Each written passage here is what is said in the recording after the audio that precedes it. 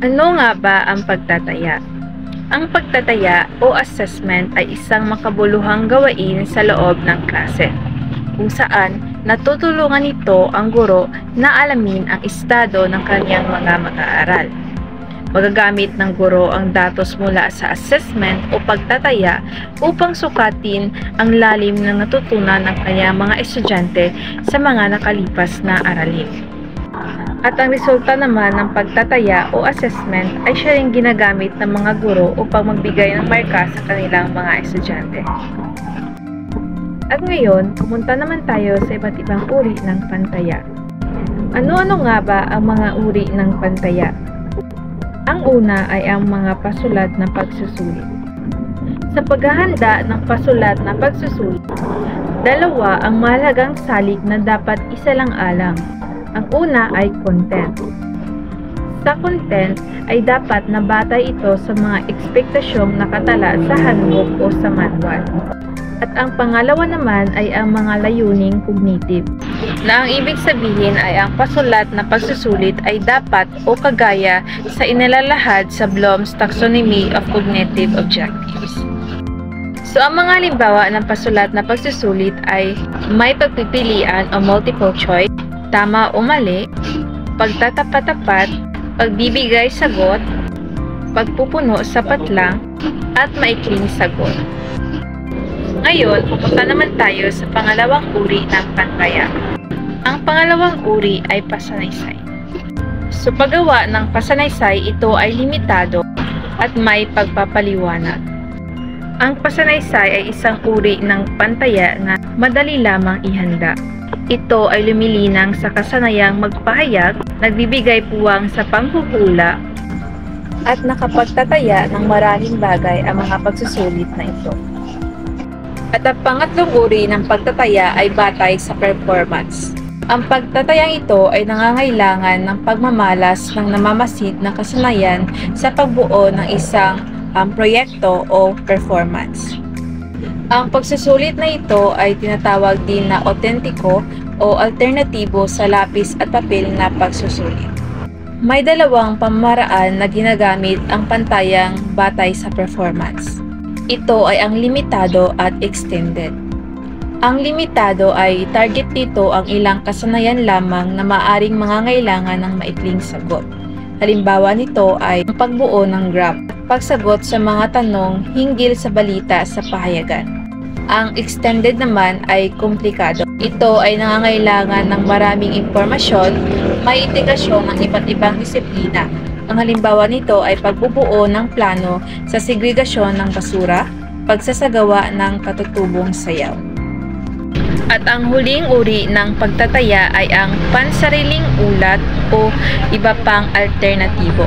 Ito ay nagbibigay diin sa mga sariling gawain ng bawat mag-aaral. Ang halimbawa nito ay journal, reflection at portfolio. At ngayon, dumako naman tayo sa talahanayan ng espesifikasyon. Base sa nakikita nyo sa larawan, ito ay isang chart na naglalahad ng mga layunin, bilang ng item na isinama sa pagsusulit, at bilang na katatagpuan ng item at bahagdan ng item na isinama sa pagsusulit. Ang chart na ito ay ang makakabago sa mag-aaral sa pagkatuto ng mabuti. Dahil ito ay isang talahanayan ng mga paksang aralin sa pagsusulit at karaniwan itong hinahati sa dalawa. Ang bawat paksa ay nasa ilalim ng pangunahing paksa na nasa pagsusulit upang malaman kung sino ang mas mataas ang nakuhang resulta at ihambing naman ito sa ibang mga mag-aaral. Paano matataya ang performance? Una, kilalanin ang kasanayang ipamamalas ng mag-aaral. Ikalawa, ilarawan ang gawain, materyales na kailangan at nakalaang panahon ng pagsasagawa. At ang panghuli, ihanda ang rubric na pang-score ng criteria, antas ng pagsasagawa at score. Ano ang rubrics? Ito ay isang set ng mga pamantayan sa pagmamarka na nagkakaibang antas ng produkto at proseso ayon kay Taggart 2003. Dalawa ang uri nito, holistic at analytic. Ang holistic na rubric ay naglalarawan at nagmamarka ng pangkalahatang proseso o produkto. Kung nagmamarka ng kakayahan sa pagbasa, inilalarawan ng pabuo ang inaasahang komprehensyon, bilis at kawastuang bumasa ng mag-aaral. Analytic. Ito ay ang rubric na naglalarawan at nagmamarka sa kalidad ng produkto o proseso ng pagsasagawa. Kung nagmamarka ng kakayahan sa pagbasa, isinasaalang-alang na maaaring mahusay o di mahusay ang kaniyang komprehensyon, mabilis o mabagal siyang kumilala ng mga salita o marami o wala siyang kamalian sa pagbasa. Iba pang alternatibong pantaya, journal at refleksyon. Itinatala ng mga mag-aaral sa journal ang mahalagang pangyayaring nagaganap na naglalarawan ng kanyang pagkatuto. Sa refleksyon naman ay tinatala din ang pagkatutong naganap ngunit higit na inilalarawan ang prosesong naganap na nakakatulong sa kanyang pagkatuto. Portfolio. Ang portfolio ay isang koleksyon ng mga gawain ng mag-aaral na nagpapakita ng kanyang mga pagsisikap at pag-uunlad ayon kay Huygens 1990. Maaring magtagla ito ng kanyang mga komposisyon, thesis, pamanahong papel at iba pang proyektong pasulat. Pati mga borador ay maaaring ilagay sa portfolio upang maipakita ang gradual na pag-unlad ng mag-aaral. Mga dapat tandaan. Kabilang sa mahalagang layunin ng pagtataya ang pagbibigay ng basihan sa pagpapabuti ng proseso ng pagkatuto. Gayon din ang pagmamarka o ebalwasyon ng pag-unlad ng mag-aaral. Isaalang-alang mo ang content at layunin kognitive sa iyong mga pasulat na pagsusulit. Gumawa ng talahanayan o espesipikasyon upang maging gabay sa mabisang pasulat na pagsusulit. At ang panghuli, gumawa din ng mga otentiko at alternatibong pantayang katulad ng portfolio, checklist, rubric, journal at refleksyon upang mataya ang pag-unlad ng proseso at produkto ng pagkatuto ng mag-aaral. Narito ang tatlong uri ng isang balanseng gawain ng pagtataya.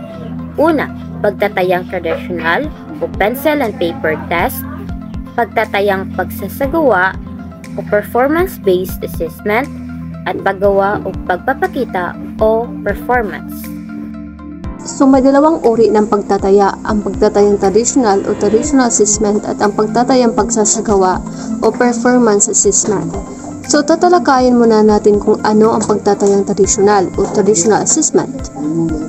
Ito ay isang uri ng pagtataya na kilala sa tawag na lapis at papel na pagtataya o pagsusulit. So ito ay tinatawag na written assessment na ginagamitan lamang ng papel at lapis.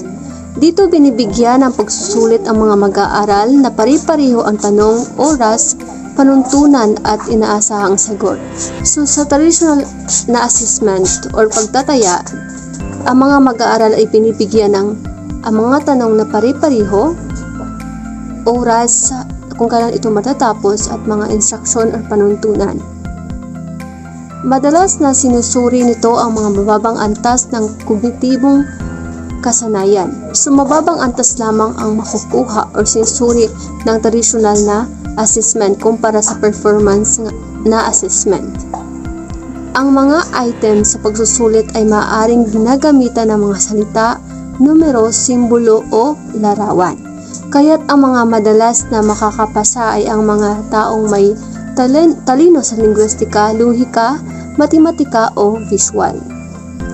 Ginagawa ito lalo na kung ang nais ay objektibong pamamaraan at pagpili ng mga dapat parangalang pang-akademiko sa klase. So those academic achievers ay ginagamitan ng mga traditional na pagtataya. Pangalawang pagtataya ay tinatawag na pagtatayang pagsasagawa o performance assessment. So ano na nga ba ang performance assessment? Ito ay isang uri ng pagtataya na kinakailangang aktwal na ipakita ng mga mag-aaral ang kasanayan na nais husgahan. So, sa pagtatayang ito, ang mga mag-aaral at aktual na pinapakita ang mga kasanayan na naharap-harapang husgahan ng mga guro o hurado.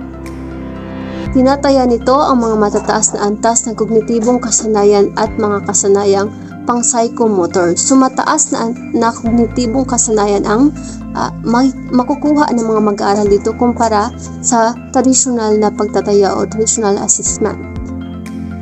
Binibigyan diin ang mga kasanayang maaring isagawa sa totoong buhay. So, in performance assessment o sa pagtatayang pagsasagawa, so kadalasang ang mga kasanayan o mga aktibidad na ibinibigay ng guro ay based sa real life experience or base sa totoong buhay. Mga prinsipyo ng pagtataya.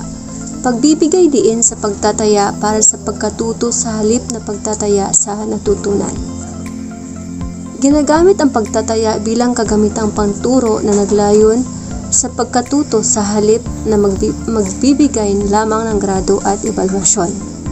Next, ang mga mag-aaral ay aktibong participant sa pagtataya at nagagamit ang nilalaman ng pagtataya sa pagkatuto. Parehong ginagamit ng guro at mga mag-aaral ang pagtataya upang mabago o mapabuti ang mga gawain sa pagkatuto at pagtuturo. And ang pagsasagawaan ng mga peer tutoring o pagtatambal ng mga mag-aaral na mas mabilis matuto sa mga mag-aaral na may kabagalan. So, ang peer tutoring ay isang mabisang paraan upang ang mga students na mga school learners ay matutulungan ng mga mag-aaral na may mas alam kaysa sa kanila. Pagsasangkot sa mga mag-aaral sa pagtataya. Una, pinoproseso ng mga mag-aaral ang impormasyong nasa pagtataya. Ito ay upang makagawa ng mga desisyon para sa kanilang pag-unlad, makilala kung ano ang may kalidad na gawain, mataya ang sarili at maipaalam ang kanilang kalagayan at progreso upang marating ang hinahangad na pagkatuto. Next is dinidirekta ng mga mag-aaral ang sariling pagkatuto. Halimbawa, kung ano ang dapat nilang matamo, nasaan na sila ngayon at kung paano matatakpan ang puwang sa kanilang pagkatuto. Gamit ng mga di-tradisyonal na pagtataya. Sa pamamagitan ng mga di-tradisyonal na pagtataya, nakukuha ng mga guro ang mabisang impormasyon tungkol sa kanilang mga mag-aaral na mula sa iba't ibang paraan. So, nakapagbibigay ang mga pagtatayang ito ng mga ebidensya ng pagsasagawa na higit pa sa kaalamang natutunan at nagbibigay ng malinaw na larawan at kabubuang natutunan ng mag-aaral sa isang klase. Pag-uugnayan ng pagtataya at standard o pamantayan. Ang mahalagang pagtataya ay malinaw na nakikita kung ano ang tinataya at sinusukat ang higit na dapat pahalagahan. So, halimbawa, bilang isang patakaran sa pagtuturo ngayon sa DepEd, hinihikayat na gamitin ang pagtatayang pagsasagawa o performance-based sa pagsukat sa kakayahan ng bawat mag-aaral. So, ang performance assessment ay tinaguri ang isang mabisang paraan upang mas may matutunan ang bawat mag-aaral sa isang klase. So, narito ang mga uri ng pagtataya ng natutunan, traditional at di-traditional, pagsusulit o alternatibong pagtataya. So, gamit ng lapis at papel, pagsasagawa or performance type, maramihang pamimili or multiple choice, and then pagpupuno o sariling pagbibigay ng sagot or tinatawag na supply type. Isang tamang sagot or single correct answer, then maramihang tamang sagot, many correct answer, kabuuang pagsusulit or summative test, and then pagsusulit habang natututo or tinatawag na formative test. And then mga uri ng pagtataya ng natutunan, traditional at di-traditional. Produkto o kinalabasan, outcomes only. And then proseso at produkto or process and product. Focus sa kasanayan or tinatawag na skilled focus. Batay sa gawain or task-based. Hindi magkakaugnay ang kaalaman or isolated facts. Aplikasyon ng kaalaman or tinatawag na application of knowledge.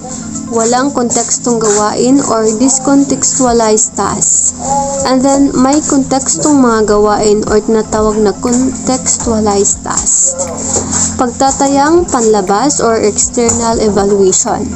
And then, the last one is sariling pagtataya ng mga mag-aaral or tinatawag na student self-evaluations. So, yun ang mga uri ng pagtataya ng natutunan. Ang nabase sa tradisyonal at di-tradisyonal na pagtataya.